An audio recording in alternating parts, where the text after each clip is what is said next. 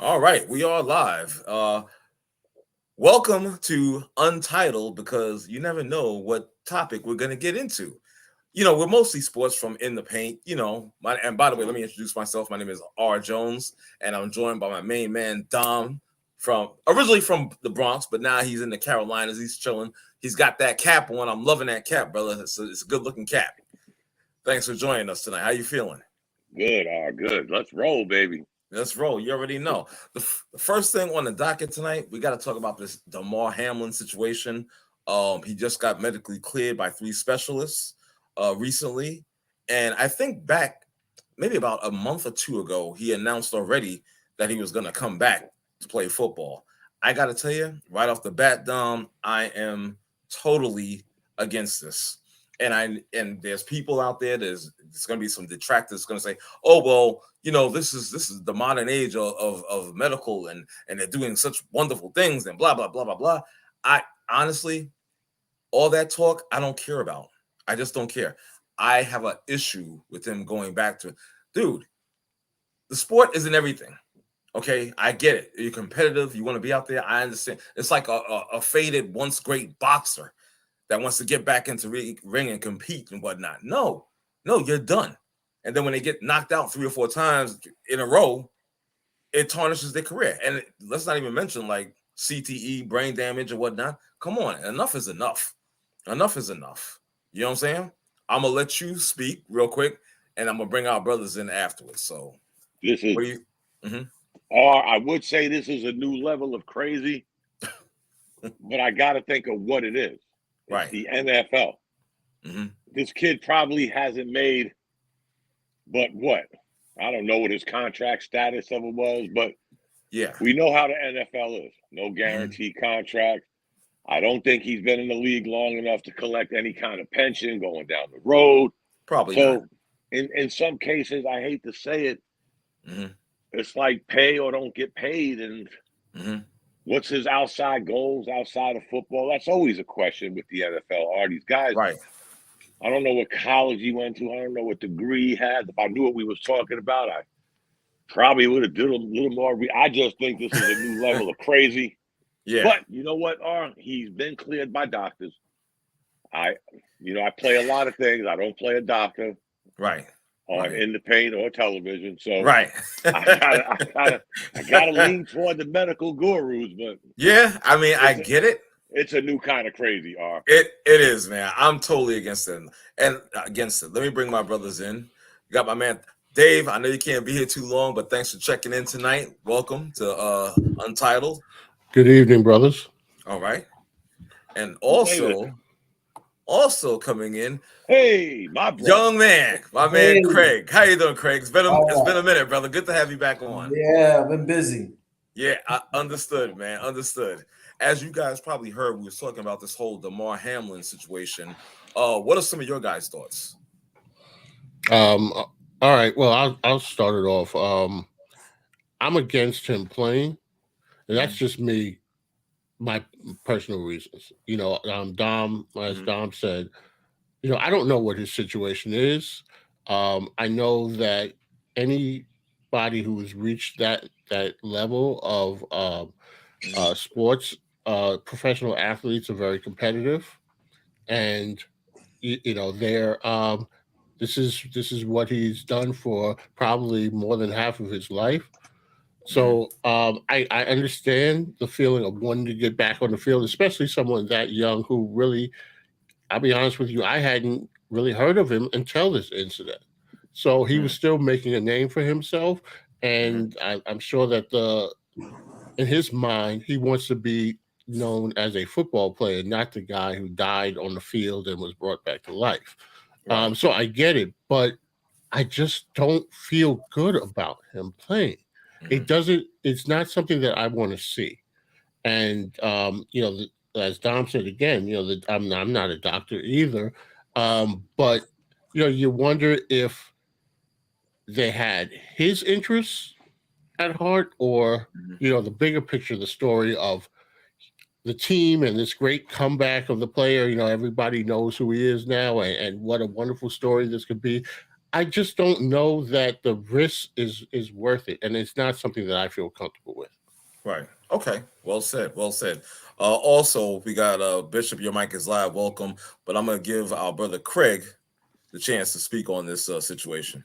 Well, just like Don was saying, none of us know his background. Did he finish school or what is it? What are his plans after school? But someone has to assume the risk if something does happen, and who's going to assume that risk? Who's going to point the fingers? Well, the doctors cleared him, or the Bills let him come back. But if something catastrophic happens, someone has to be liable to assume that risk because Right. if he's not here, his family's going to point the fingers at somebody. Damn straight. Damn straight. I did find out this, and guys, Yeah. he got a bachelor's degree in communication from the University of Pittsburgh. Right. I was looking at that as well. And he also is like I mentioned earlier to you guys, the second year of a 4-year, what is it, $3.64 million contract. You understand? I mean, that's roughly like what, 900,000 per year salary. You understand? Pretty much before taxes, yeah. Before taxes, and I understand there's taxes. I understand you have to pay your agents. You have to pay people on your team.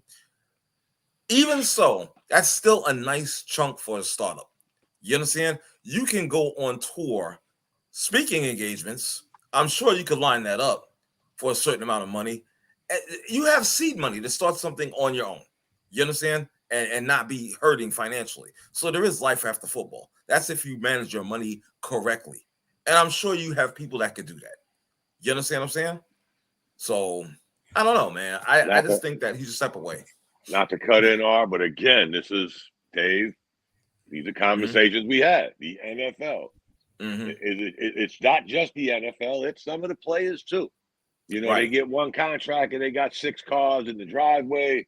They got a $800,000 house, which don't seem like much for their contract, but there's a mortgage to that.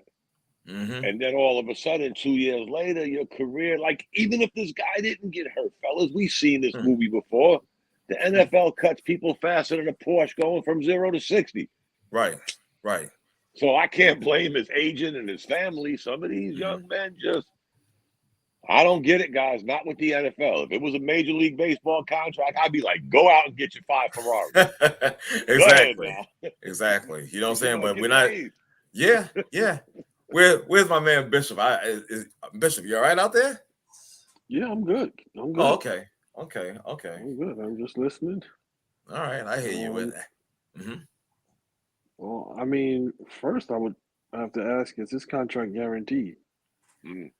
That's a good question. I mean, money is guaranteed because I don't think they would not pay him out, considering what he just went through. It would just be a PR nightmare. So, with that said, it's like, okay, well, you should be getting your money, and you should be thinking about what your life looks like without being on the field. Not saying that you got to get rid of the football component, but just you not being on the field. And it's just like somebody having a bad knee injury, a career-ending knee injury, or a career-ending back injury. This is something that is a bit more serious than that because it could be a life-ending injury, And this is true. Unfortunately for him, I mean, it happened to him, but everything happens for a reason.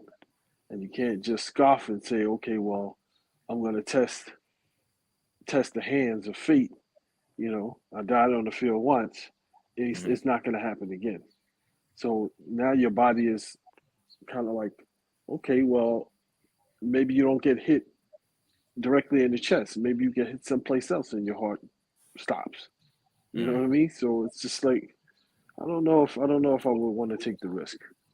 Exactly. It's up to him, and I'm sure he'll have to sign a waiver or something where he takes the risk and not the team.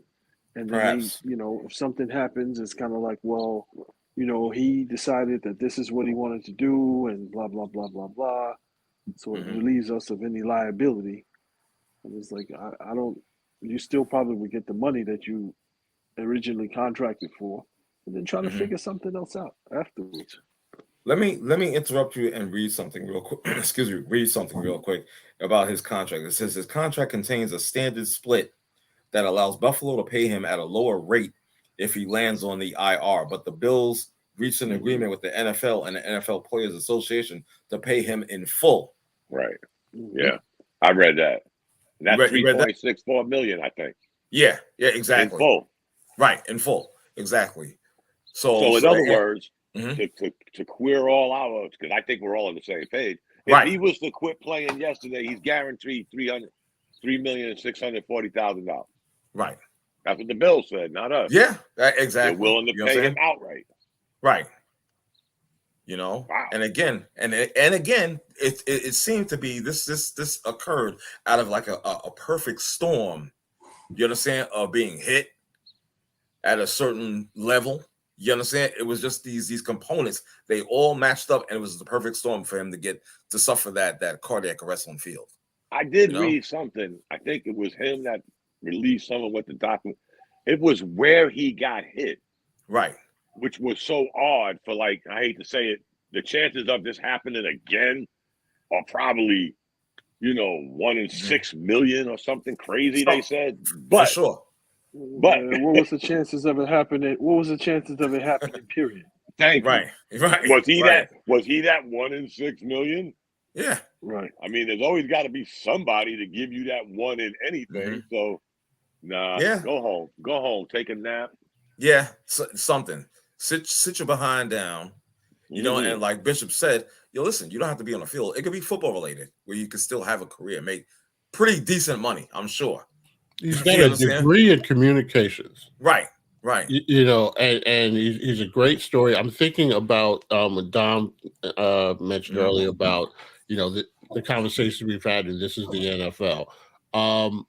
For the Bills, what was it? 3+ million, 4 million. That's a spit on the ground to them, and because they know that also the public relations nightmare would be, just to diss this guy, so that it's a win-win in that regard. But I'm thinking also about earlier this week the story about the Dodgers former outfielder Andrew Toles, right, and that's taking care of somebody. What they've done for him.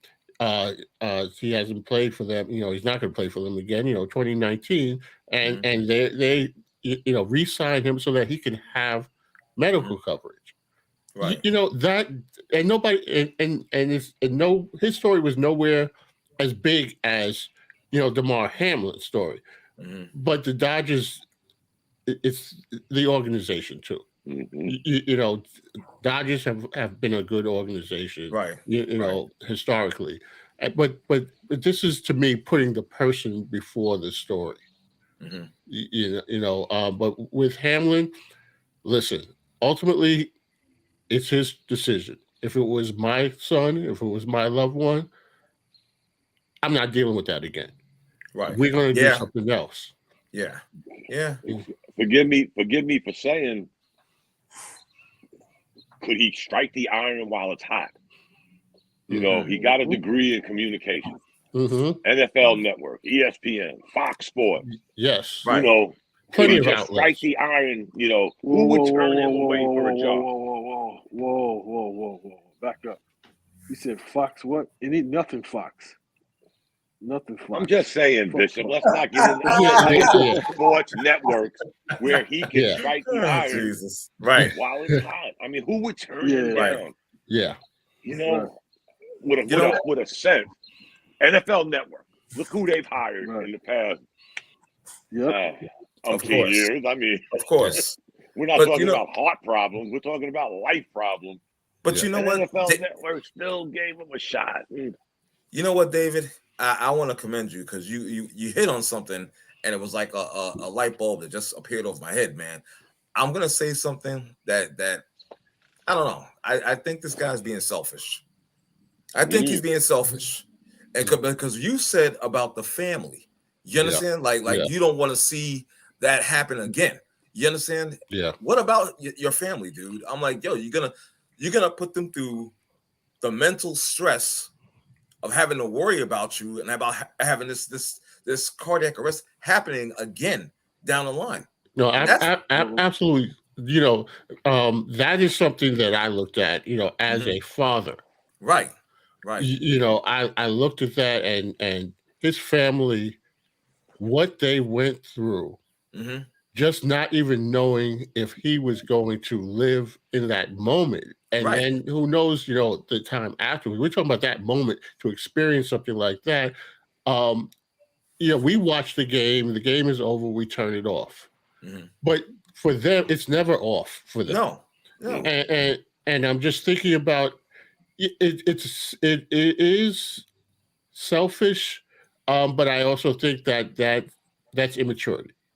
But I'll just say this too. There's another side to that, Dave. Since you brought up his family, where are they? Yeah. Remember the conversation we had a couple of years ago with AAU basketball? That's the danger that we don't know. It could be on their end too. They're like, you can play. There's a lot of people that benefit when somebody signs a contract. For sure. You got that right. Well, listen, he also got the other end of that. He could be looking out for his family by playing. Okay, that's another side. Yeah. That's another side. No, that is. But can I say this, and then I'm going to shut up. Here's the thing. As a father, if my son had been a professional athlete, it's wonderful that I could benefit from that. But that is not what I'm looking at for me personally. Right. That is his life. And sure, he would break off dad maybe with a Benz or something like that, whatever I asked for. But a lot of times I see this where parents use their children as their meal ticket. And we don't like to talk about it a lot. It happens probably more than what, because you get the outrageous side of it where it's obvious. But, a lot of people, like I said, benefit when somebody signs a contract, we're all going to the NFL. We're all going to, it's that kind of mentality. And we talk about the NFL and teams using players your loved ones use. Yeah, and these are voices that he's heard his whole life, so he trusts that. And this is all speculation. I don't want to make it sound like we know what's happening in his family's conversations, but there is a danger of that. And Dom, you brought that to the forefront. Right. And you know what's weird, guys, and I don't mean it. Dave keeps bringing up a trigger with me when he says, as a father, every one of y'all on here, especially my brother Craig, who actually came to my son's funeral. I didn't get a chance to talk to him and say, maybe you should not try it. It was over as a father, not to get melodramatic, but every one of y'all here walked me through this. Y'all were there the whole step of the way. Again, my brother Craig wasn't physically here. That's what makes me think, again, Dave, as you're saying, as a parent, as a father, I wish I had the chance to grab my son and say, hey, maybe this ain't for you. Right. I don't think, and that leads me to what I always say, Dave. I hate to say it. Is it about the Benjamins? Again, 2 years ago, we had this conversation with AAU. Remember? Exactly. Parents don't want to step up. Why? I think he's been in the league 2 years. I think he was. Yeah, 2 years, right? Yeah. Oh, yeah, 2 years. He has one more year until he's eligible for his pension. I thought it was 5. I think it's 3. I have to check that out. Yeah. Yeah. I have to check that out. You know what I'm saying? Because I thought it was 5 as well. I didn't think it was just after 3. So if it is, then God bless him. Let him come back as an honorary player and do like the Dodgers did.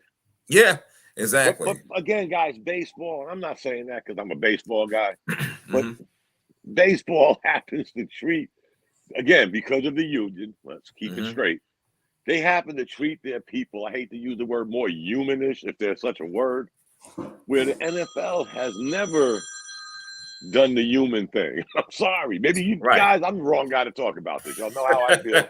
I know how you feel about football. Exactly. Yeah. So I'm the wrong guy. Baseball. Right. But no, Dave brings up too many good points. Parents. For sure. For sure. Baseball, what they do. No. Football has always been compared to like gladiators. Yeah, always. So Warriors. we're talking about Always. we're talking about expendability, and so there's that there's that mindset of well, you go out there and you do it for the team, and you're gonna sacrifice your body, which they absolutely do. Even those that walk away from the game, sometimes they don't really walk away from the game. So I guess that mindset is different. Baseball was viewed more as a gentleman's sport, in comparison to football, where and I think that's where the appeal shifted in this country from baseball being at one time America's pastime, right, to football, where people looked for that savagery. And football was an outlet. And so you go out there and you talk about how hard somebody hit him and these kind of things. In baseball, they talk about how hard he hit the ball. Right. In football, they talk about how hard another human being got hit. And even on the Pee Wee level, there's videos on the Pee Wee level where you see a kid get bulldozed and everybody's, if that was my son, well, my wife years ago when somebody approached us about having my son play, and she put an emphatic no. And so even before I could even entertain the idea, this is before we knew anything about CTE, because my son is 32 years old now. But it's that raw savagery that we look for, and you're not some warriors get up and fight again, and that kind of thing. And so that's the mentality that's ingrained in them. Exactly. That's back to the Roman times. Yes, that's you understand right. what I'm saying? That's what it was. Yep. You know what I mean? They show you what a society we live in, though. Exactly. We just feed off of violence. All the time. Brutality. All the time. Look what's going on in the world today. All day long. I get sick and tired of looking at different notifications of listen. Don't even get me started on that. That's a little bit later. That's a little bit later. I promise. So let's do some. That's why it's untitled. Exactly. There you go. Let's do some moving on. Sorry, Dom. Still staying in the lane a little bit of the NFL. It's the last one, I promise. We got Philadelphia Eagles quarterback Jalen Hurts getting a 5-year, $255 million extension. What are your guys' thoughts on that? And also the effect of, I can't help but think of this guy, Lamar Jackson. You understand? And how does that affect him and his contract situation? You know what I'm saying? So, again, that iron hot. And you know what's the great thing about it? Everybody keeps looking at his agent was a black female. His whole team is female. Right. Of all different colors, persuasions. He has a 5-woman team. That money. Yeah, he has a 5-woman team. But here to me, again, throw in a Birkin bag too. Right. Exactly. I ain't a football guy, but what's the difference between Hurts and Jackson? Hurts plays. If I'm not mistaken, Lamar Jackson has missed umpteen games at the end of umpteen seasons for the last umpteen years. Are they not looking at that? I'm not the X-File guy that.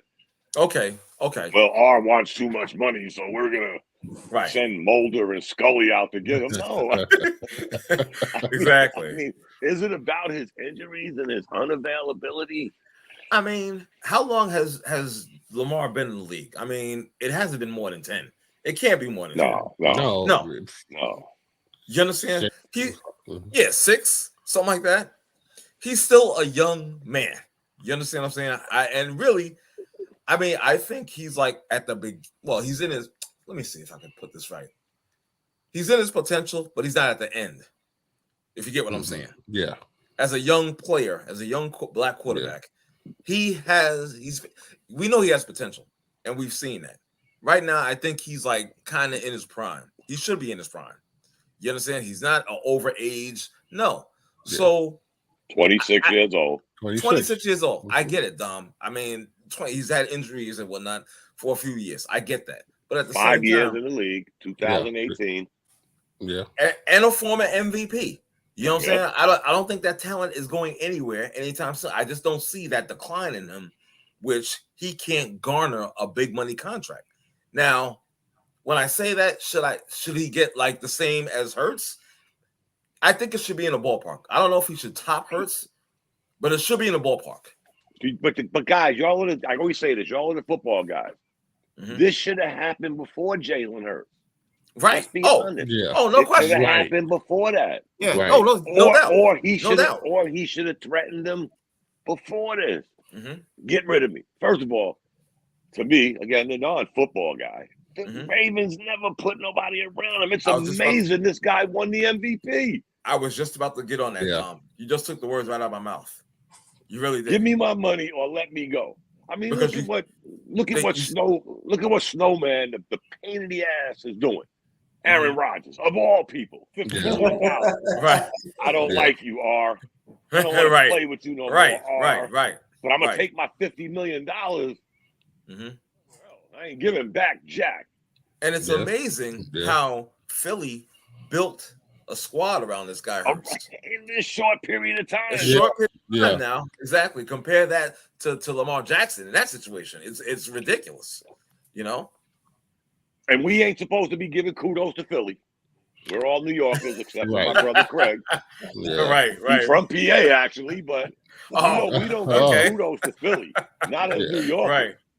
Right. They did the right thing. Yeah, they did. I was actually in Philly on Sunday, and so okay. But not a fan. But anyway, have a cheese stick? Did you go to Geno's? No, I went to see my mom. You gotta go. Come on. I had a quick turnaround. I went to see my mom and sister. And came right back. Hopefully they're well, by the way. Oh, they're doing very well. Yeah. Okay. Mom is 97. God bless. Yeah. God bless them. You know? Yeah, for sure. Next time you're out there, you got to give her my regards, please. Yeah. She remembers you. All I have to say is, you remember Rodney who ran up the tree when the dog was loose? Yeah. We had to get that crazy fool down. Exactly. Yeah. You know? Yeah. Well, I was smart back then because you were the smart one. The other kid wasn't smart, and that's why. Exactly. I knew he could tear some skin up. You know what I'm saying? So I was like, nah. But you know what I mean? I was like, nah. I see the Bishop is back. Bishop, you care to chime in about Jalen Hurts or? Hello, Bishop. Yeah, he getting his bag. Oh, okay. There you go. That's all you got to say about it. He getting his bag. That's it. Get his bag, yo. Hold up. Nothing wrong with that. Yeah. Okay. I feel you, man. What I'm gonna do? I'm gonna get to the topic that my brother Dom loves. We're gonna go to the lane of the NBA. Ooh. Make him happy. Round you one. Got Bishop, you crazy? Right. Round one of the NBA playoffs is going on right now. Where do I start? Where do I begin? Should I begin in Brooklyn and let the Bishop take his shots? Let this guy take his shots and whatnot. Okay, so with my team, the Brooklyn Nets, or as Bishop like the Novellas, or whatever new name he's made up for them. Pinatas, you said last time? Pinatas? You know what kills me? You guys like to just like nail me for this Brooklyn team. No, I'm gonna surprise you today. I'm telling you, I see some stuff that makes me feel pretty good about this team and their prospects in the near future. I like what I'm seeing. Here we go. He would never give you props. Never, ever. I like what I'm seeing so far. These past two games, yes, they did lose them, but I saw fight in these 2 games. I saw fight in them. I saw fight. If you give me one NBA star, one game changer on that squad, they had 3 of them. They had 3 of them. Okay, sideline guy. Thank you so much. Thanks for pointing that out. Okay, yeah, we had 3, whatever. But I'm just saying they wasn't that 3. Okay, they weren't about no. It amounted to one piece of crap. You understand? I will yield my time to the young man from Charlotte, North Carolina.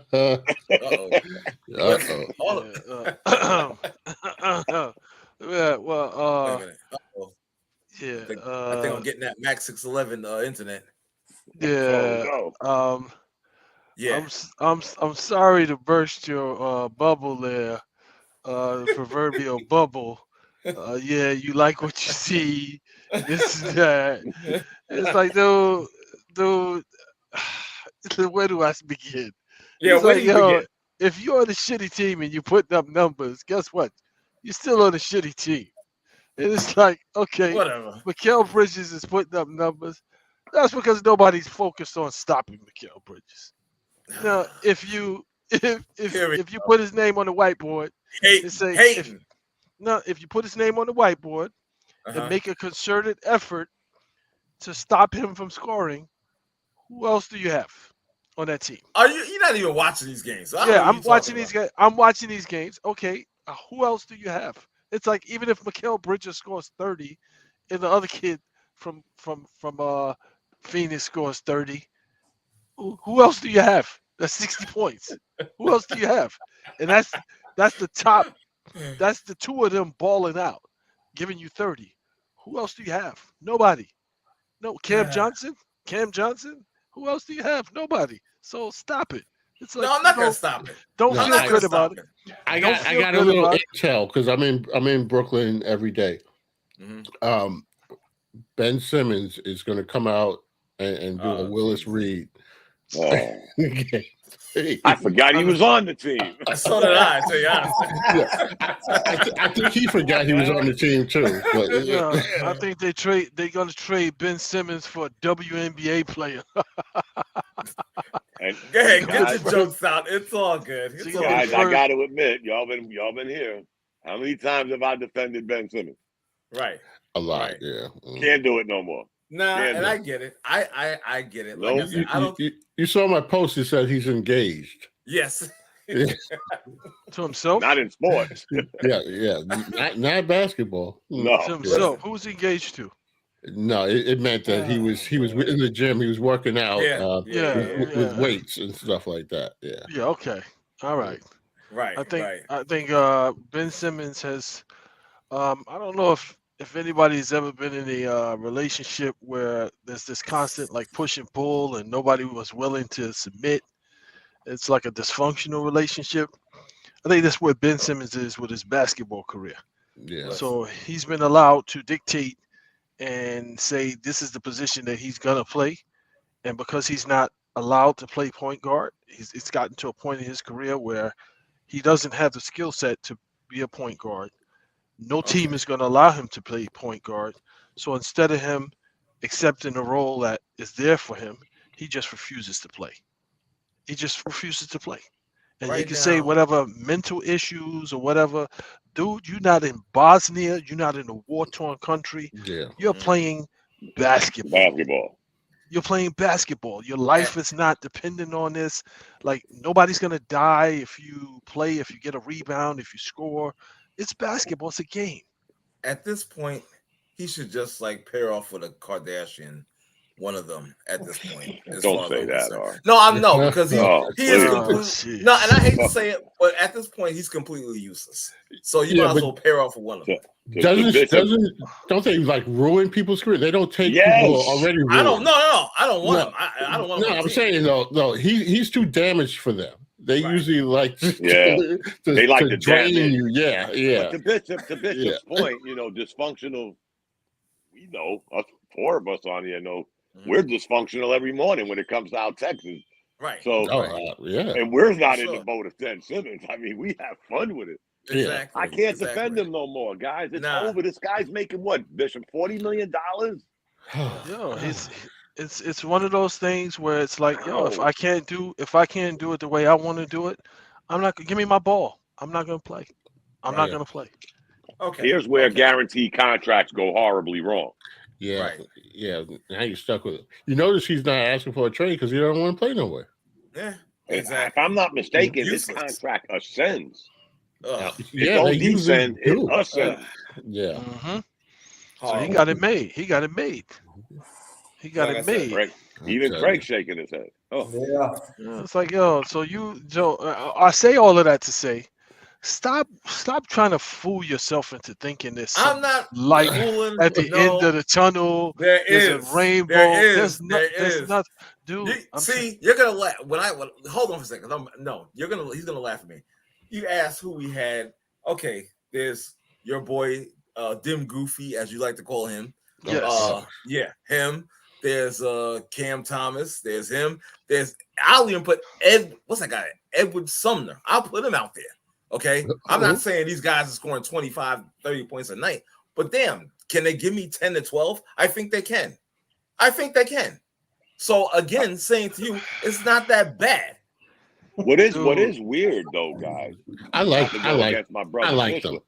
Yeah, not to go against my boy Bishop, because me and him's normally on the same basket. For sure. But I gotta give them credit. If we were sitting here 3 days after this whole thing went haywire with Kyrie, Durant last year, Harden, the Simmons, if we were sitting here 2 months ago saying they were going to be a 6th seed, we'd have all been laughing at each other. Right. Yeah. Honestly, we'd have all laughed at each other. Whoa. But I did say that the Knicks would have a better record than them. Well, yeah, I'm just saying, we wouldn't have, none of us, I don't think none of us would have said that the Nets are going to be a 6th seed. We was probably borderline on thinking they ain't even going to be a play-in. Yeah. This is true. I thought they would be what happened to Dallas. Right. Yeah. Well, no, they had a head start. So the tough part of the season, the tough part of the schedule, Durant and Kyrie had given them a cushion. And when the other guys came on board after the trade, they weren't playing like a really tough part of the schedule. Wait a minute. They weren't playing the tough part of the schedule. Back, Bishop. They left in like February, I think. Right, and they had a 10-15 game head start.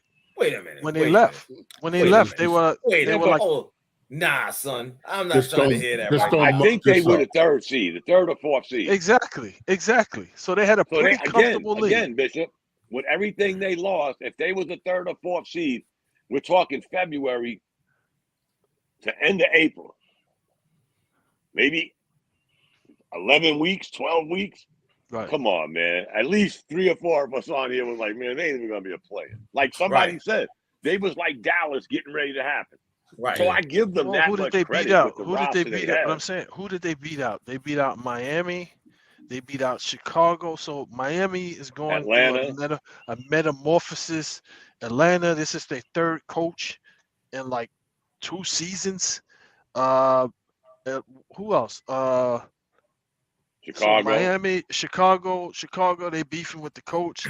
So they beat out in Toronto. They are at a stopping point where they need a new coach. So you got 4 teams so the only thing they had to do was just be stable, win the games that they're supposed to win. They didn't lose to like the Charlottes, the Detroits. They didn't lose to those Spurs. They won the games that they were supposed to win, and they had a big enough cushion so that it kept them afloat. It kept them, because they only finished, they beat Miami by what, like 2 games, 3 games?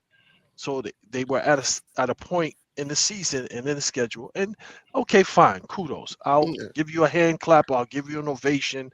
You kept the ship balanced or whatever to get yourself in the top 6 seeds. But stop fooling yourself to think that this is the team of the future. These guys are going nowhere. This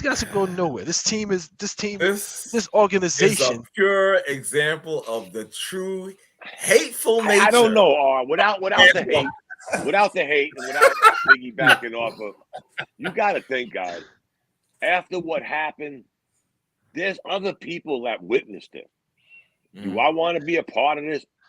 Exactly. Or are they going to be, I hate to say it, are they going to be who they are now? Mid-level players.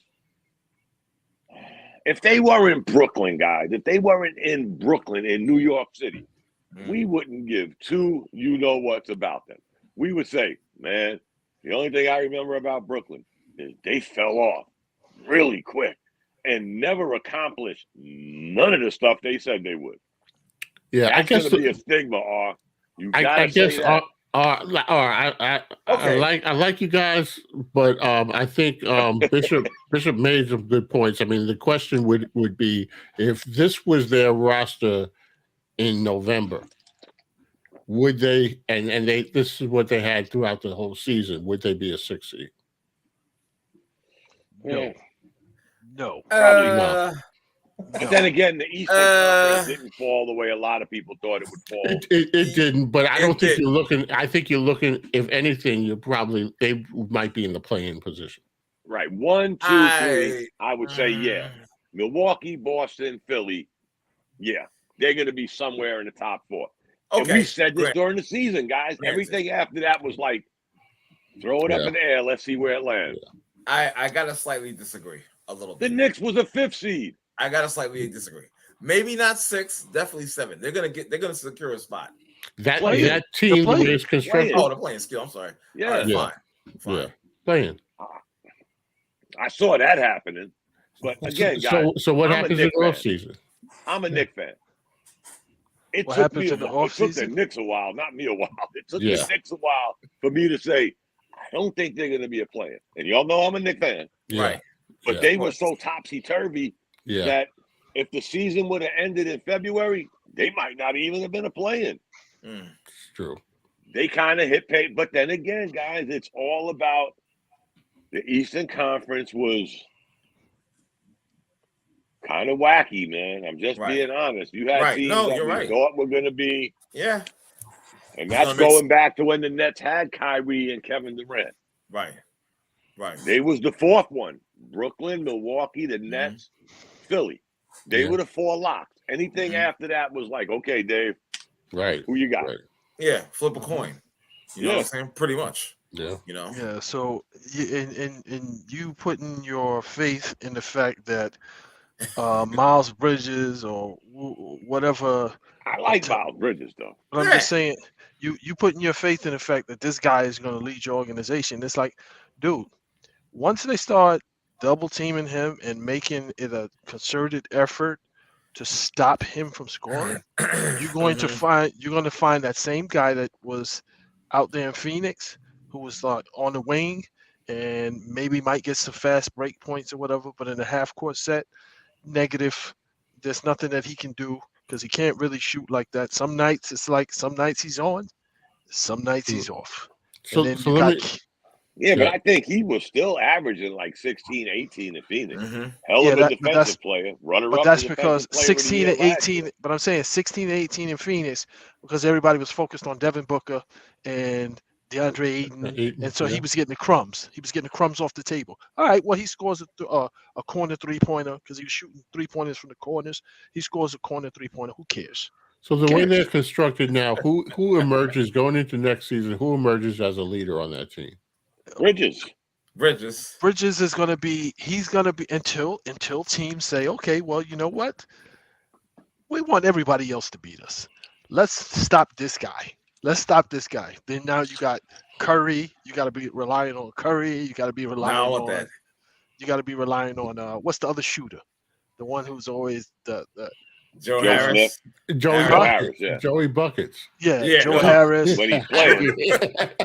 Joe Harris and the rest of these guys. And it's like, so now you got like a whole bunch of guys who can't play defense and who's all offense.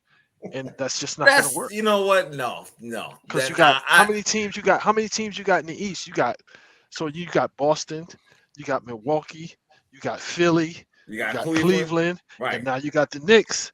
And I got to tell you, Miami, Toronto, these teams are going to get better because they're only missing like one piece to get them to that next level. The Nets are missing like 3 or 4 different pieces. You're out of your mind. You're out of your mind. You're out of your mind. They need a big man. You are out of your mind. They need a big man. First of all, they need a big man.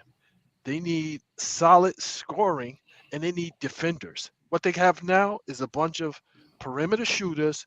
Nobody plays any defense. The other kid that came from Phoenix, Cam Johnson, the shooter. But he's always hurt. And Finney, you know why Dallas got rid of him? Because he can't score. He's useless. So before we go on to the Knicks, I just want to say here's the one positive lining I see in all of this is that when the Nets start sucking, they give out more tickets to the Brooklyn high schools. So Okay, all right. That It makes may sense. be in the upper bowl. Is that a personal plug, Dave? Yeah, yeah. We saw all of a sudden. Hey, we got these tickets. Are you free tonight? Yeah. That's the way it Okay. works. They are foul. You guys are just foul, man. Foul. It's like So hateful. So I'm just saying. So I'm just trying to bring you down to reality, because it's like you mismanaged 3 top 75 players, and you're going to tell me that you're going to take a team with a bunch of scrappy, misfits, not even mid-level players. Maybe 1 or 2 of them might be approaching mid-level, and you're going to make this team a contender. I doubt it. I don't have any confidence in Nets management. I doubt it. Before we go on to the Knicks, though, I think what's the name has been overly exposed this year. They're lucky they're in the position they're in right now. Miami. They got some regrouping to do. Yeah. I don't know why they just don't get a big man. Overexposed. Why they don't get a big man and a point guard? I just don't understand why they don't get a big man. Well, they did. They invested $30-something million in Kyle Lowry. Remember when I said if the Knicks would have signed Kyle Lowry, everybody would have been going crazy. Oh, they signed a 100-year-old point guard. Yeah. Miami did it. Oh, it's about the culture. Right. Okay. Yeah. Culture. Guy ain't even playing. He ain't even starting. Nope. $30-something million. They need a point guard and they need a big man. And they need between him and Bam Adebayo. Yeah. Miami has been overly exposed. Yep. Period. And it's showing. They're too small. Yep. Bam they're too small, and they're not fast. And they got a bunch of shooters. And fine, you get these guys. Strus, he's pretty decent, but it's like between Strus and Butler, it's like that's all you really have. Tyler Hero, it's like Tyler Hero is stoppable. It's like, dude, like everybody knows your moves now. But he fits what they're doing, though, Bishop. But then again, you take Hero, Duncan Robinson, Schrute, and the other guy. It's like 4 like players. They got 4 players that basically do the same damn thing. The only one that does more than one thing is Jimmy Butler. That's it. And he's probably the oldest. Yeah. He's still Jimmy Butler, guys. I ain't never going to knock Jimmy Butler. He's still Jimmy Butler. He'll still win you a game. Yep. He's still the best player on that team. They just been overly exposed. Serious. I agree. That 6'9" center, no. That ship has sailed, fellas. Exactly. No, they need to, if they get a big man and they get one of them dudes from Toronto, because Toronto is going to be in reboot pretty soon. They're going to be forced to be in reboot because they got too many like players as well. Yes, they do. It's like, yo, you got like 6 or 7 guys who are like 6'8", 6'9" that do the same exact thing. Right. And speaking of the Knicks, I said it before. Trade deadline, I'd have sent RJ Barrett back to Canada for OG Anunoby. Right. It was that poison pill thing, though. Yeah. And we got a couple of more weeks and that ends. But it couldn't happen during the trade deadline. But it could happen on the 15th of June. For sure. I think they're still trying to move, as Bishop said. Toronto's in that gray area. What do we do? When you become a play-in team, fellas, we know you're in a gray area. Yeah. You weren't good enough to be 1-8. Right. But you were good enough to be 8-10. Right. So you're in that gray area from get-go. So, I think Toronto, I hope, I mean, I don't want to talk about the Knicks yet, but that's a good deal. I would trade that deal straight up. You don't want to talk about the Knicks, even though that's coming up right now, I'm saying I would do that June 15th. I would do that deal straight up. Okay. No picks, no nothing involved. RJ Barrett for OG Anunoby. Let's see where the contracts are. Because this guy is going to be the highest paid Knick next year.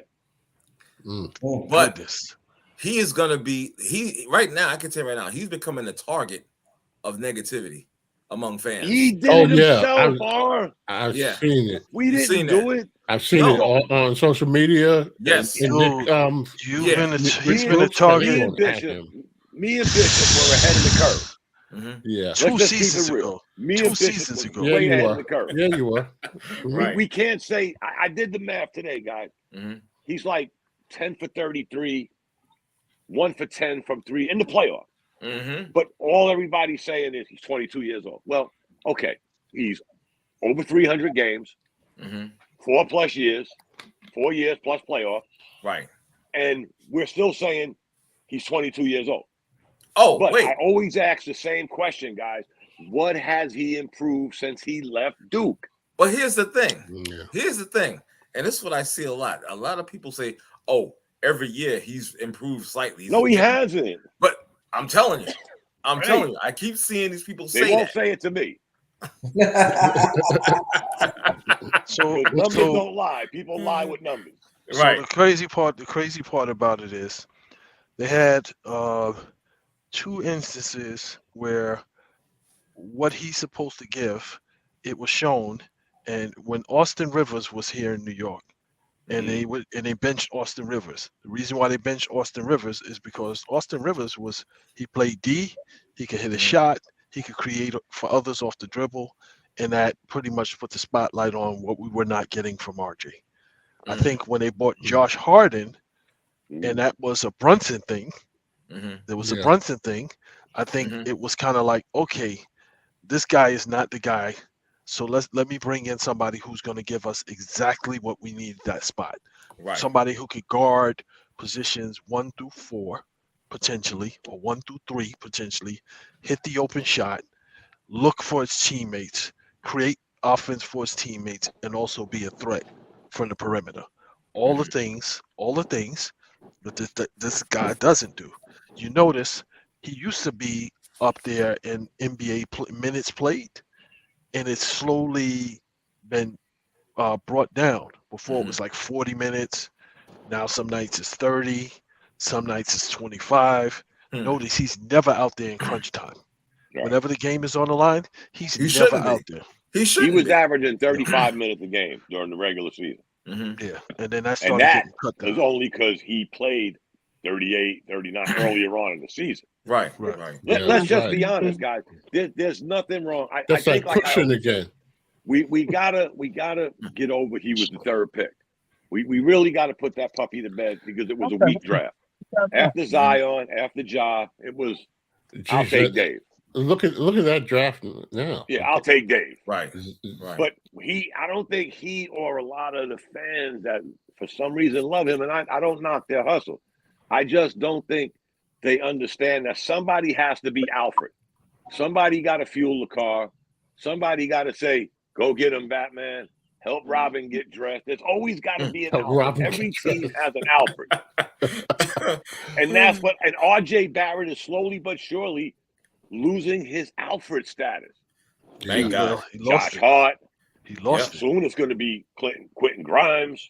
Yep. He's losing the Alfred status. So where do you go from there when you can't even be Alfred?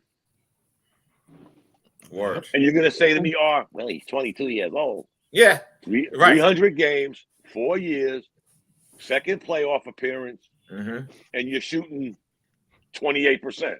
Yeah. 19% from 3. Like this time next year, he'll be 23. Yeah. That's all. But nobody will tell you that Garland is the same age as him. Evan Mobley is a year younger than him. Nobody's going to say that.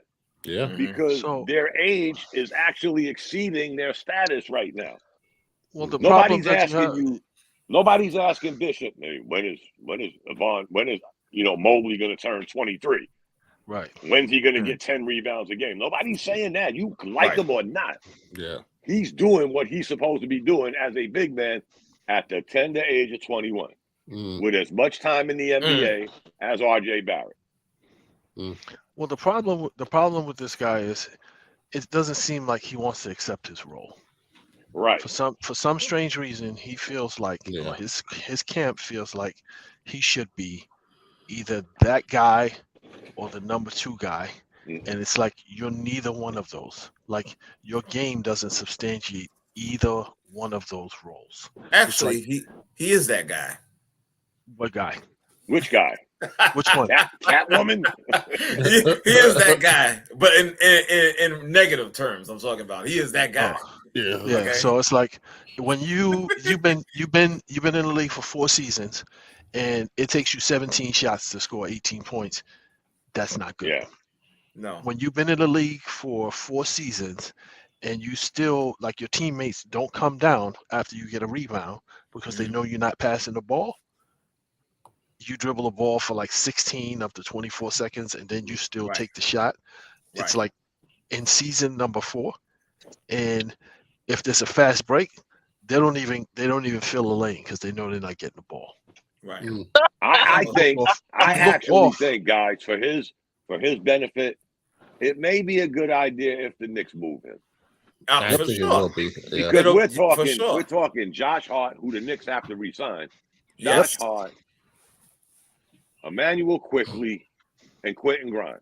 All 3 of them have lapped him. Yep. Where does he fit in? He does. I said this a while ago. He couldn't be a 2. Remember, when they drafted him, he was a 2. Yep. Some of us on this line that watched him play in college said, how the hell is he a 2 and he can't shoot? Okay, they made him a 3. He can't shoot from there either. And he can't even get to the hoop because he misses bunnies. So where does he fit in with your team moving forward? I mean, like it or not, the Knicks have a pretty good team moving forward. They're a piece and a half away from being, even more solid than they were this year. Yeah, I could agree. Fellas, I got to sign off. Okay, brother. Good having you on, Dave. Yeah, take care. Have a good rest of the show. Thank you, I'll brother. see you guys Appreciate in the group tomorrow. All right. All right, no doubt. While our brother David has left, we got Reggie that's joining us as well. Good evening, sir. Good evening, gentlemen. Glad to be of service. I know you was listening for a minute. It's all good, man. Everything good?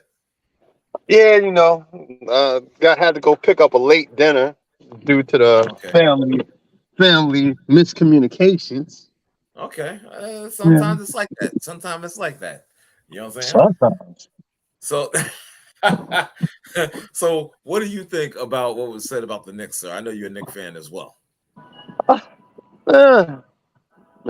I've been said Barrett need to go, bro, because like everybody said, from year 1 to year now, I haven't seen any improvement. No. And I don't think anybody else on the panel has seen any improvement. He's the same dude that was in Duke. To me, and that's not saying much. Right. To me, watching him play has been like my do you remember back in the day, NBC used to have must-see TV. Okay. Right. For me, why? Because I watch the Knicks game specifically to see how RJ does. And I love Bishop because Bishop will text me and he'll be beefing about RJ. And I get kicks out of this. He's like, effing RJ. What the hell? He's such a shitty player. Etc. Yo, I love it. To me, this is like must-see TV. I got to watch that dude play because it's hilarious to me how he's just so inept in damn near every facet of the game of basketball. It's ridiculous. So he wouldn't be so bad if you see, okay, we got 3-point shooters. You know who the 3-point shooters are. You're gonna look off a 3-point shooter to take your shot. Right. When you like 1 for like 9. Right. From 3-point range. It's like, yo, dude, like how many times you gonna do that before you realize and you finish the game like 1 for 10 from 3-point? Right. You notice so many times I can't even say nothing when Bishop talks because it sounds like I'm talking to myself. Y'all be texting and I'll read it. Once in a blue moon, I'll text him back. Right. I'll be like last night. I'll be honest, guys. I watched that game till the second quarter. And I just felt, the wheels coming off. I said, well, they stole one on the road. Yeah. That's what we was hoping for. Let's move on to the next one. But they just got their heads handed to them last night, point blank. Right. And again, RJ Barrett, who's your third wheel. Again, you at least want your third wheel. I mean, Julius Randle's coming off an injury, still getting 20 and 10. Brunson is going to be Brunson, but there's going to be nights where, come on, guys, he don't have it. Where are you? That's my question. Where are you to step up and go from 14 to 25? Not happening. Right. Simply not happening, guys. But I got to go too, so. Oh, okay, bro. I appreciate it. Yeah, I got to do the little Knick thing. Speaking of the Knicks, we got the Bleed Blue show at 9. Oh, okay. No problem, brother. That's all I good. could bust their chops about RJ, but I'll see y'all next week. No doubt. See you next week. All right, guys. All right. All right, dog. All right. So yeah, man. So let's get some other stuff about the some of can't speak now. What the hell's wrong with me? I just had this thought. I didn't see it, but what was with this Golden State, this Draymond Green, Sabonis deal? So Okay. the referees are letting the games get way out of control. Okay. That's what the problem is. The referees are letting them play, but there has to be a point where the referees say, okay, it's getting a little bit out of control. Because again, Sabonis's play was equally as dangerous to me because Draymond is running and you pull a guy's leg from under him. So there's the potential for him to fall face like flat on his face or strain a muscle or tear a muscle in his knee or something. So it's like, come on, like you can't do that. Now, his reaction to it was he stomped on Sabonis. Right. Now, which to me it's like it would have made more sense if you gained control because you clearly had control because you were able you fell back and kicked him in his face. Then it would have been a little bit more believable that you weren't in control of your momentum or whatever. But it was a dangerous dirty play for Sabonis to do that, and everybody's like making Draymond Green out to be the villain. Had he not grabbed his foot, had he not done it, then there would have been no reason for Draymond because he was running down the court to get the advantage. So it's kind of like they talking about, oh well, and Joe Dumars, it's like the narrative that there's the NBA TV and the announcers and everybody getting their pitchforks and torches and all of this stuff. It's kind of like, first of all, we're not talking about his past history. We're talking about this event right here. Because if you looked at everybody's past history, I'm sure you could pull up something from the archives. You know what I'm saying? This is not a relationship. This is an NBA game, and it's kind of like, okay, this is what happened here. Had Sabonis not done what he did, then Draymond Green wouldn't have done what he did. Was it right? No. Two rights don't make a wrong, but he already sustained his punishment. He got ejected from the game. But see, you hit on something when you were just talking. You talk about Draymond Green and his past. See, they held that. You know what I'm saying? In the judgment, they held that against him, his past. So of course they're gonna jump all over his ass, and not so much on Sabonis. Yeah, but it wasn't. You can't take what I have done in the past and apply it to this particular instance. And you're right. You're right. So when Joe Dumars came out and said that, then I'm like, yeah. So now what you're doing is you're succumbing to the pressure of the sports announcers and the guys on Sirius and all of that who want to feel powerful and say, okay, they're using their platform to impact the decisions that the NBA makes. And it's ridiculous. He got kicked out of the game. That should have been the end of it. Now Sabonis, it's like, don't do any stupid shit like that anymore, and you won't get kicked in your chest. Right. Well, I'm going to say he did remember when Christian Laettner in college, it was the same thing when he stepped on his chest, right? Yes. But Christian Laettner, that was out of his character when he did that. Because of Draymond's history, when he does something like this, it gets amplified. It's, Exactly. Because of his past.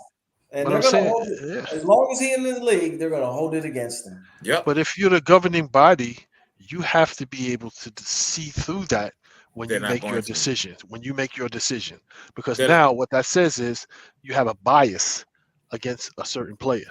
Bishop, if you make sense. You make sense. I'm saying if you're trying to make yourself out to be this legislative head that is impartial, that is applying the rules of the game. You can't govern that way because it's like you always have a reason to suspend him then. But you have to bring his history in, the things he's done in the past. You have to. So if Sabonis wouldn't have grabbed his foot, would his past have been an issue? If he would have grabbed his foot and he didn't react that way, everything would have been fine. I don't think they would have gave Sabonis anything. So what if he grabbed his foot and Draymond Green fell flat on his face and fractured his jaw or or injured himself, or him pulling away and him pulling back, he pulled his groin or messed his knee up or something like that, because that could happen. If your momentum is pulling you one way and somebody pulls your leg the other way, you mess up your groin. Then what? I understand, but that didn't happen, right? Okay, and then if he wouldn't have done what he did, Draymond Green wouldn't have stepped on him. So again, if you suspend him, I think you should suspend. If you suspend Draymond, you should suspend Sabonis as well. You should suspend both of them. Yeah, that's true, but he got the 3 games because of his history. Right. It was 3 games? I thought it was a game. I thought, not 3 games. It was 1 game. It's a 1 game. Is it 1 game? But yes. Yeah. But with what you're saying about Joe Dumars, the governing body, he played with the bad boys. So Exactly, I'm my fault. like, so I find it kind of ironic that with who you played with, you're going to suspend this dude for 1 game for action of somebody else that caused the action. So what happened? What's that? The action that caused the reaction, does it go punished? It's out of control. Okay, ejected from the game. I think, me personally, that should have been enough. Exactly. But at the same token, if he got ejected, Sabonis should have been ejected. Yeah, exactly. Yeah. Okay, and let it go from there and leave it at that. But to suspend them for the next game, not thinking they was their championship material, because I don't think they are for whatever reason. I think Sacramento, these boys is hungry. I think they're gonna beat them. That's just my personal opinion. But you kind of helping them out a little bit by doing that. You know, you did it against Cleveland. Okay, that's when Golden State was in their prime with the LeBron James incident, and that wasn't even anything to even remotely suspend them for. It's crazy. Well, actually, it's actually in Cleveland when he hit LeBron, when he was hitting LeBron in the nuts. It's like, dude, come on, man. Right. You got to stop that. You got to stop that. Like, you got to stop that. It's like, you got to stop that. Like, it's becoming a thing. It's becoming a recurring theme with you. Like, you kick. First of all, you kicking somebody in the nuts, and now you're going to be on the floor, and you clearly are aiming for this dude. It's like, come on, man. Come on. Yeah. So for me, it's kind of like, okay, well, if the referees would have gotten control of the game, then Sabonis wouldn't have felt the freedom to grab his leg and do the thing that he did. But the referees were allowing them to play, and it got out of control. It was really physical, and it was getting out of control. And it's like the referees did nothing to like rein the players back in. So it kept escalating, And it's like, okay, well, even if Draymond Green is not playing, you have set the stage for this to be like one of those like all out, drag out kind of deals. So you can't be upset when somebody else does something out of character. You can't really be upset because you allowed it. Well, I don't think they're going to be working the next couple of games anyway. Talking about those referees. Probably not. Yeah. But Draymond shouldn't have stomped on him. He should have probably act like he was like when he pulled him, put his momentum back and put his foot right in his face. Put his whole foot right across Sabonis' face. Then you will learn. Don't do no stupidness like that. You know what I'm saying? You can really hurt somebody. Don't do anything like that. Ladies and gentlemen, the comments made by the Bishop here on Untitled. No, they're saying, and then all of a sudden, what I'm saying, then Charles Barkley. I'm like, dude, you were the worst when it came to that sort of stuff.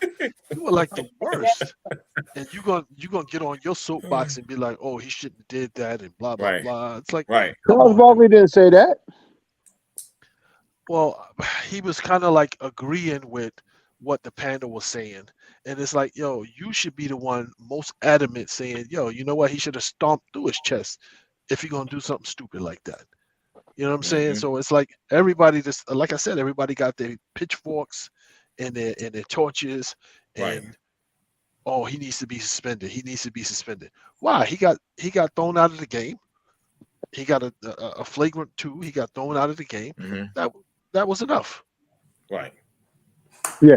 Let me. Mm-hmm. Go ahead. I'm good. Oh, you know what? I want to know some of the thoughts. I have like I see. I think that thanks to Dom or whatnot, we was talking about Memphis and LA. You know that series or whatnot, and how LA won game one. Right now, currently, game two, Memphis is up. I think by 12 or 14, possibly Yeah, they're about to lose again. 13. They're about to Who? lose again. Who? Memphis LA? gonna lose. Memphis gonna lose again. Okay. If they do lose, here's my thing. Here we go. I say, that they're a good team, but they're just not ready. I kind of compare it to like how you remember when Chicago was trying to advance past Detroit? Okay. It's one of those situations. They're You just think not so? ready. It could be. I Okay. believe so. It could be. You know what I'm saying? Why not? It may not be against one particular team, but just within themselves, they're not ready to advance. You understand? For whatever particular reason. They're just not good enough. Okay, you say they're not good enough. I think personally they're good enough. I just don't think that it's their time, so to speak. I think they're missing Adams a lot more than what people think they are. That could be a factor. They're just not good enough. If you look at the way the roster is constructed, Wow. they finished number 2 because they played the most consistent in that Western Conference. Right. They won the games. They won the games that they were supposed to win. They didn't lose to the crappy teams. They won the games that they were supposed to win. It's not like they were clearly dominant above all the other teams. They just were the most consistent. Now, when you look at when it gets down to money time, even if Ja Morant was playing, there's a lot of times like lapses where it's like, yo, dude, like, what are you doing? Like manage the game. Like, is it necessary for you to go in and dunk the ball when you need clock management? You need to be managing the game. Then you got all of those guys like talk a lot. They're all talking. It's like some guys you just don't want to talk to. Like LeBron, you don't want to rile that guy up.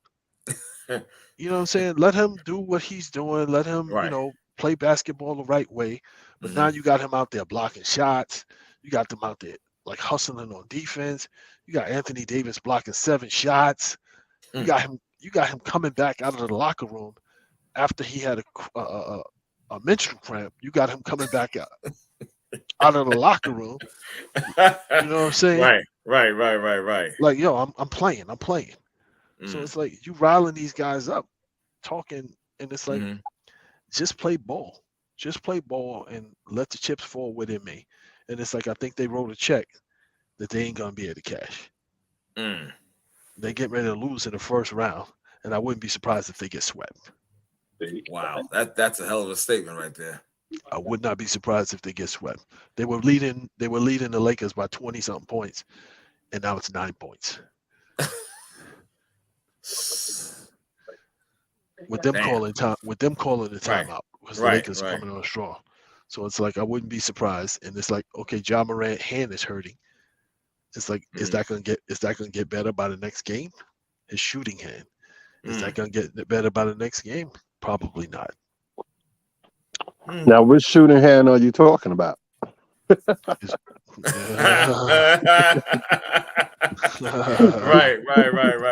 Right. His basketball shooting hand. Okay. Oh, I'm just checking. You stupid. You need help. You need help, brother. You need help, man. There's something wrong with you, dude. Something wrong with you. There ain't nothing wrong with me. That was just a little jokey joke on my part. I see. But do you think there's repercussions behind that? That's also behind the scenes of them actually playing the game. Who with Ja? Yeah. No, I think so. The whole idea with the nightclub thing, that was just stupid. That was stupid. That was idiotic. That was idiotic. And it's like, dude, whatever you were smoking or whatever you were doing within, that emboldened you to do that because you look like you were high out of your mind. That's a problem. That's a problem.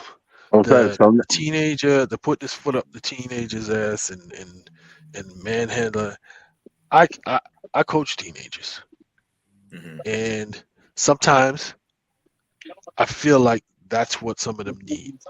They need a lesson in, it's like, yo, you need to show some respect. Right. You need to show some respect. And some of them need that. I'm not saying he was right for doing it, but I understand. Okay. But I understand. Mm-hmm. Now, as far as, the other stuff, I'm sure they're going to blow everything out of proportion. There was a napkin on the floor. He was near it, so he must have littered. You know what I'm saying? It's like all kind of stuff. Like they're just going to pile on because that's what the media likes to do. Well, then he shouldn't put himself, or anybody shouldn't put themselves in that position to get in piled those positions. Right. Pretty much. You understand? Pretty That's yeah. Don't put yourself in that smarter. position. Be smarter. There you go. Be a lot smarter. Yeah, but if you I don't know. That feels, I don't know. You got your father with you all the time, and he don't know right from wrong either. Dude, his father's at the game with a red cup every single game. No, I get that. It's like, yo, she is in there T is in there with his brown. Right. You know what I'm saying? Like, nah, right. I got my own bottle. I got my own bottle. I got my own red cup. Bottle. I'm not paying. Exactly. I got my red cup. It's yeah. like, dude, like, where you getting a red cup from in the arena? Like, ain't nobody else got no red cup in the arena. How he always got a red cup? But you got to understand, he got to be special, brother. He got to be special. That's why. You know what I'm saying? I'm not gonna be original. I'm gonna be original. I'm not gonna be like y'all. Even if his father was there, his father probably was in the VIP room, getting his swerve on. Right. It's like, yo, you got to do what you got to do. I'm here doing what I got to do. Exactly. You know what I'm saying? Exactly. Like, I ain't got no time to be babysitting you. I'm trying to get my swerve on. Don't tell your mama. Crazy. Don't tell your mama. Oh damn, 6 points now. Shit. Damn. I told you. Wow. I told you. 8. We had 8. Huh? What'd you say? Okay, it might be. I said it's 8 points. Maybe I'm delayed. Okay, you're delayed. I'm delayed. Rui just hit a 3. He just hit another 3. So they keep leaving him open. It's just like, they just don't have any answers. They just don't have any answers. And it's like Jaren Jackson, if he gets in foul trouble, it's a wrap because they don't have any other bigs. Right. What's that dude's name? He gets on my nerves with his braids. What's that dude's name? Dylan Brooks? Yeah, that's the one. He gets on my nerves. I'm sorry. I'm sorry, but I'm not sorry. But I don't like him at all. I don't like him at all. Yeah, it's like clown, each game. It's like, dude, who gets their hair braided in like the crisscross diagonal, like braid? It's like, yo, you going to a double Dutch competition? Like, what's going on? Then that game that he came in there with looking like the village people. Yeah, I was like cut off denim pants, not even shorts. Right. Cut off denim pants with a leather vest. He's trying to break the stigma of the light-skinnedness. Oh, is that what that is? Break the stigma. He's trying to break the stigma of the Malik Yoba lifestyle. Oh, it's like, nah, dude. Okay. Nah, dude. I think we need that announcement right now there. Nah. Never that. I'm tired of being sensitive. Yeah, I'm gonna put it this way. Yeah. I'm gonna put it this way. And I asked, like Bishop, I coach teenagers at high school level, and I asked my kids, do you go to a barber or do you go to a hairdresser? And that's your answer. Wow. And Dylan, bro, he goes to a hairdresser. Yeah. That's fairly apparent. I'm like, God damn, like, yo, what the, you know what I'm saying? Like, come on now. You be serious with that? I don't even know if it's that. I just think maybe his boyfriend braiding his hair. And you talk about there we go. And you talk about me. Huh? I'm just saying. I'm just saying about me. I'm just saying. I can see that. I can see him sitting between a dude's legs getting his hair. Oh man, exactly. Man. You guys, oh man. Exactly. Wow. He's that weird kind of dude. He's from Canada. He's that weird kind of guy. And it's just like, yeah. Only thing I say is like if how is your name mixed up in these kind of like situations? Right. All of these, it's 450 guys in the league. You like, how's your name mixed up in this situation? That's all I gotta say. Exactly. There you go, bro. Your name ain't mixed up in the situation if they ain't in the situation. Wow. Well, listen, I want to do one more segment, and that's simply this: say what you mean. This is where I'm off sports for a second. I want to talk about some stuff real quick. My man Ralph Y'all, what do y'all think about that situation that happened in Kansas City, where the young man was going to pick up a couple of his siblings and mistakenly went to the wrong house and got shot by an 84-year-old white man. I'm going to tell you my thoughts, and you might not agree. You know, due to the fact it's white and black, it's going to be racially motivated. You know what I'm saying? More times than not, we have a knee-jerk reaction. Oh, it was racist and this and that and this and that. Unless I'm shown different, I actually buy this white guy's story about how the gentleman, Mr. Y'all, thank God he wasn't killed. Let me just say that. You know what I'm saying? And from what I understand, he's recovering, and it's a miracle because he got shot in the head. But again,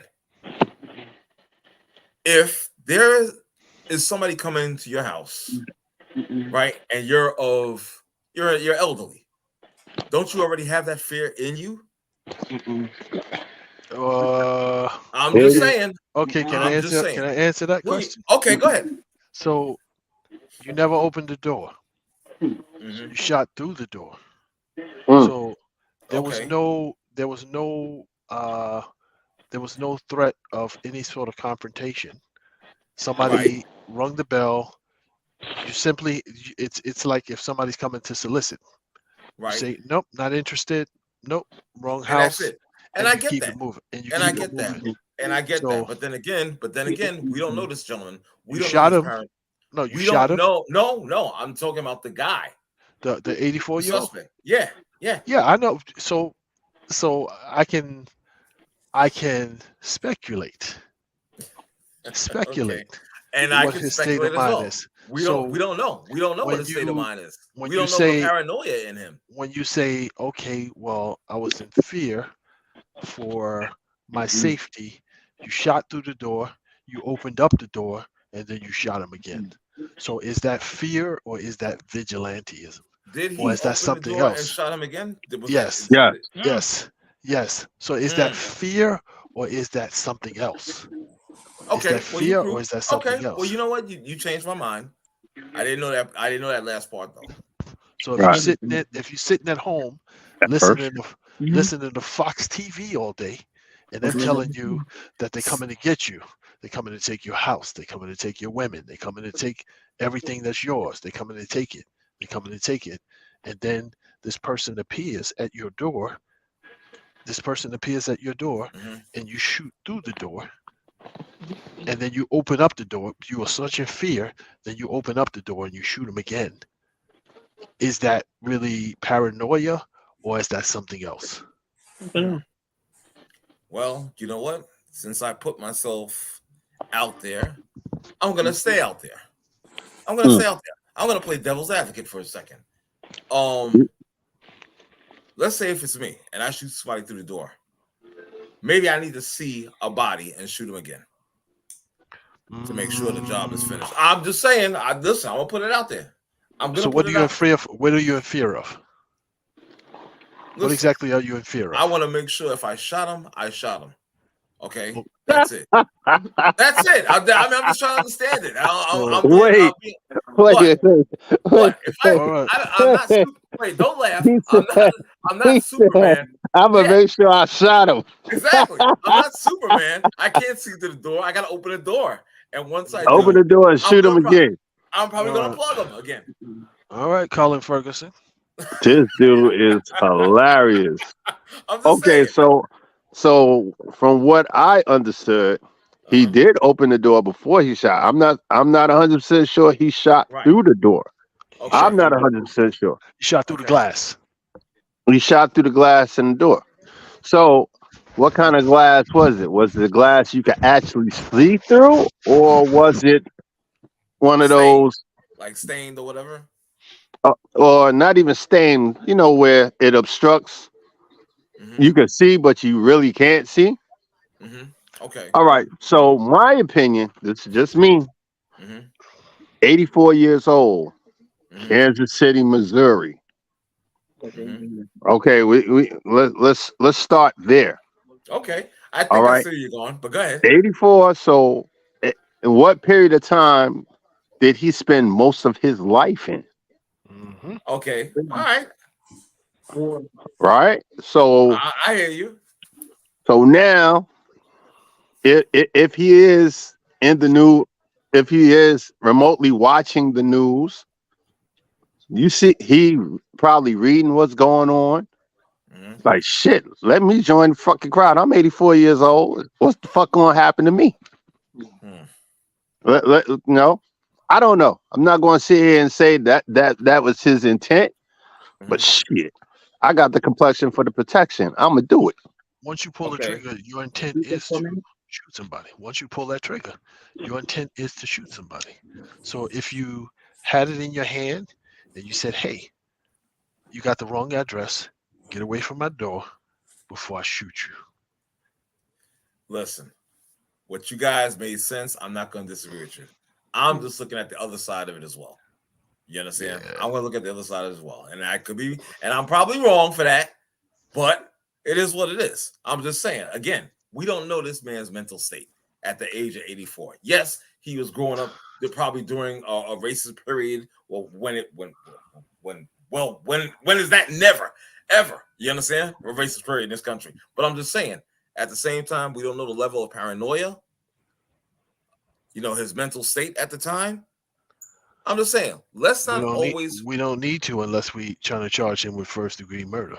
We trying to charge with attempted murder. Mhm. We don't need to know his state of mind.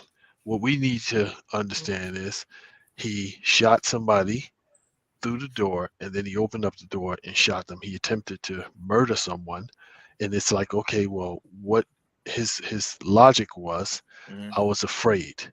If you were afraid, you would have stayed behind your closed door and called police. You wouldn't have opened up the door and continued to shoot if you were truly afraid. Number one. Number two, you cannot use deadly force in protection of personal property. Now, your physical safety wasn't Mhm. at jeopardy because you were behind a locked, closed door. He wasn't attempting to forcibly enter your house. So, therefore, there was no reason for you to be afraid. He rung the bell. Your response could have been, you got the wrong address, and kept it moving. And kept it moving. Okay. Okay. That's Agreed. simple. You get people who come, like I get people that come to my house soliciting. Hey, we're in Right. the neighborhood. Right. Do you want your grass cut? Do you want this? Do you want cable TV? Mhm. Do you want this? Do you want that? Do you want your Do you, gutters cleaned? Do you right. want your Do you believe roof in redone? Jehovah? Do you Right. want your side? Mhm. Can we share? Can we share a message with you from Jehovah, and so Right. forth and Right. so on, and yada yada yada? That does not give me the right to pull a firearm and shoot and attempt to murder someone Mhm. because because I Mhm. don't agree with what they stand for. I don't like the fact that they're on my property. Uh, that just doesn't give me the right to do that. Because Okay. if that's the case, it's like every time somebody just randomly comes up and tells me and rings my doorbell or knocks on my door, Mhm. that would give me the authority or the right to like shoot to kill. It just doesn't make sense. Just doesn't Okay, make sir. sense. Okay. All right. With that being said, let me get one more thing off my chest. Yeah, I'm gonna sound like a Fox News commentator in a minute. I hear a lot of stuff about Donald Trump, and I gotta be honest with you guys. I'm not mad at him. I'm just not. Yes, he's an idiot. Yes, he's an asshole. But the one thing that I've always liked about that dude is he says what he has to say. I respect that. if he's a racist and you reveal yourself, I'm like, okay, good. I know how to fucking deal with you. I don't deal with you because he's being upfront. You understand what I'm saying? Like he says stuff, and this is what I mean about say what you mean. He'll say stuff, and he won't be like politically correct about it, which I hate.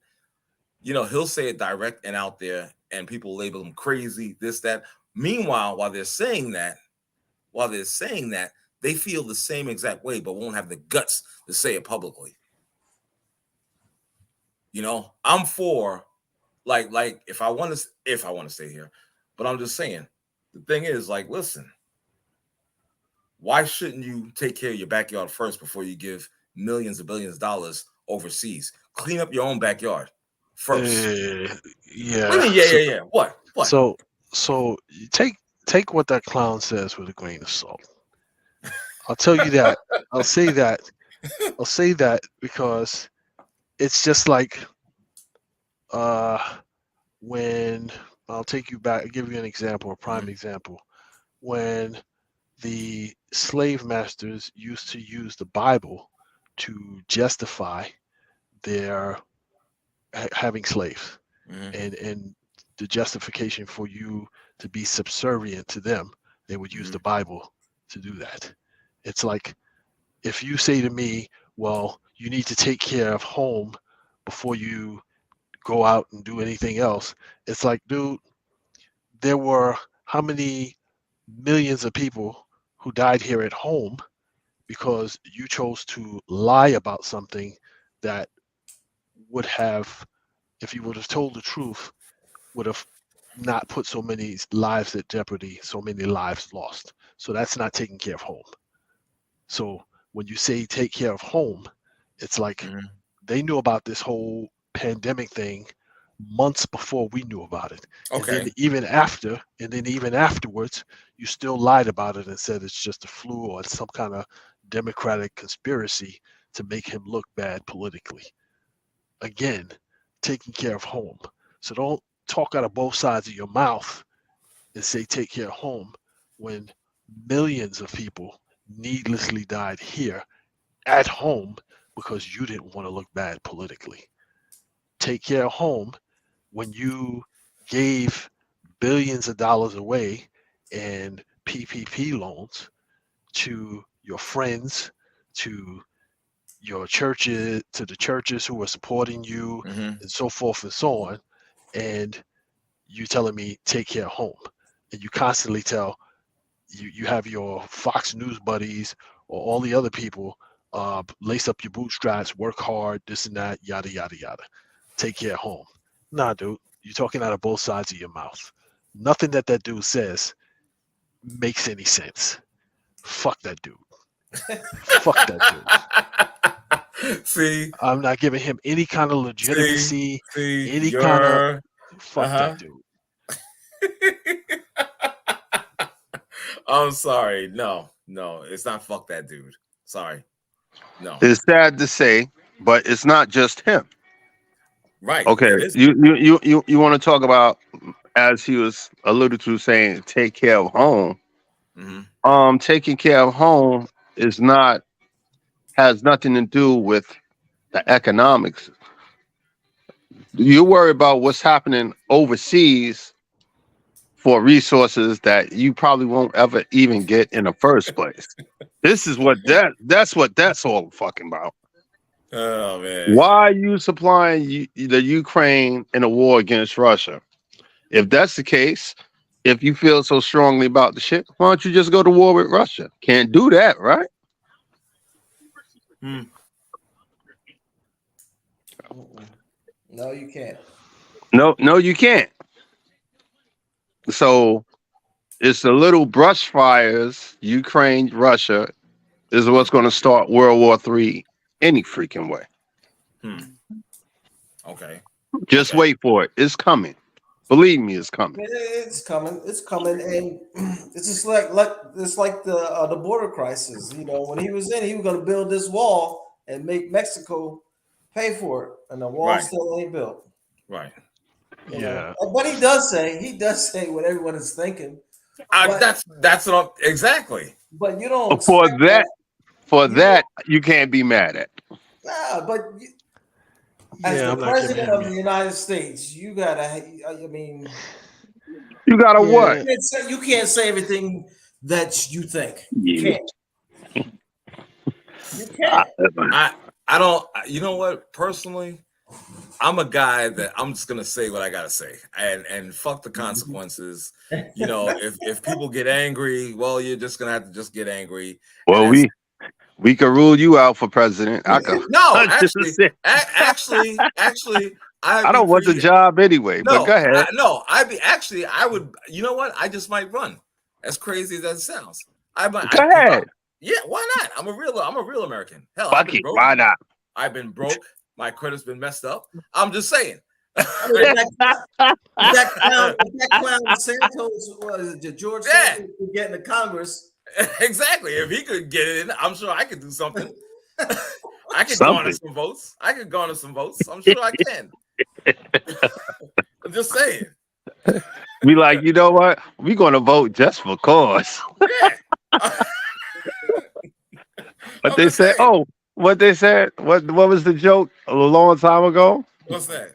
Oh, he said something about white guys. They was drunk. They said, "Oh, I'm gonna vote for Jesse Jackson," and they wake up the next one and say, "He fucking won." That's gonna be you. I don't listen. Like I said, I am no political expert. Matter of fact, I'm not an expert at all. You understand? Let's be honest. Do you really want that job? Yeah, I would do it. I'm not gonna lie. I actually would do it. I would do it. Oh my God. Just to stress people out. You know what I'm saying? You see a dark-skinned black guy, not no light Obama kind of. No, you see a real black president. You understand? What you say? Barbecue on the lawn?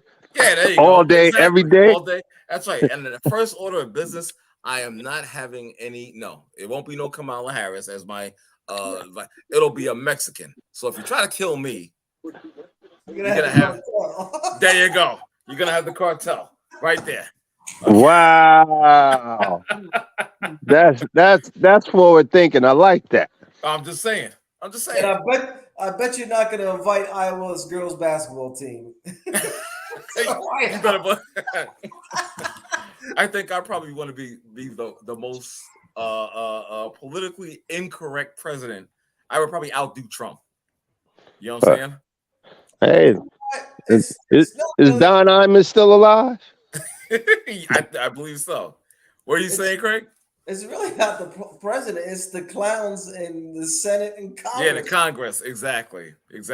They're clowns, right. Straight clowns. Yeah, for real. Dead ass, man. I see Bishop went quiet. He's like, it's like, yo, I already said my piece when it comes to that clown. I was like, yo, I don't give him any type of legitimacy, none whatsoever. It's like, say whatever. It's like, yo, you're a liar.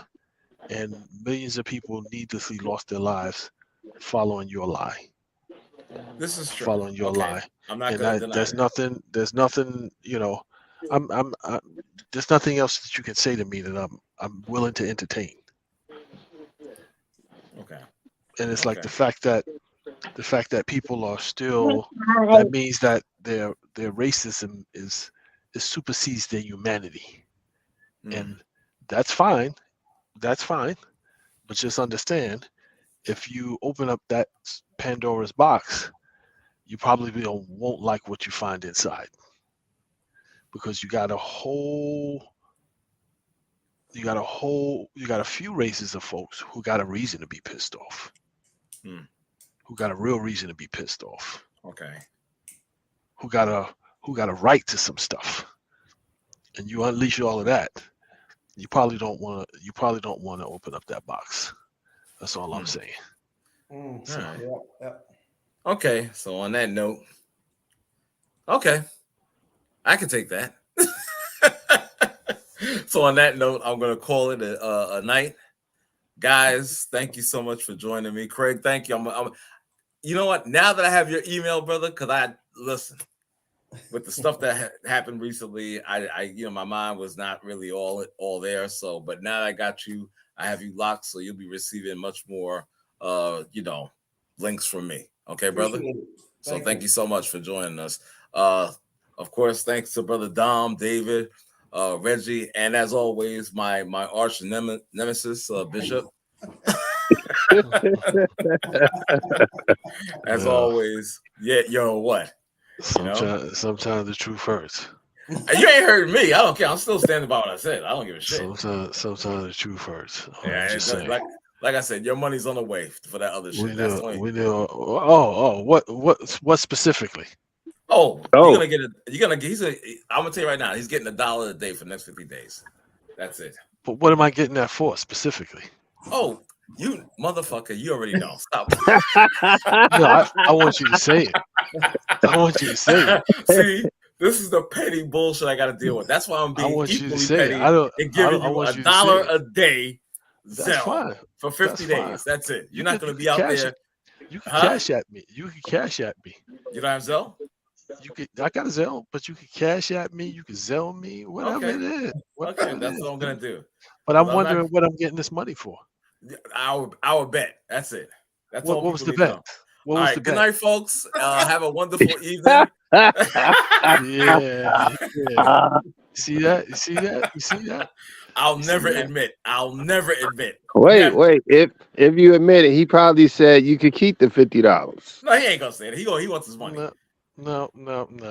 Somebody out there, some single mom out there with cut marks and all of that stuff need money for baby formula, and I'm gonna help support the cause. See, there you go. He needs the money. That's what I'm saying. He needs to go support those people, those that of that sect. Okay. Yeah. So nice. Yeah. Trying to help the GM.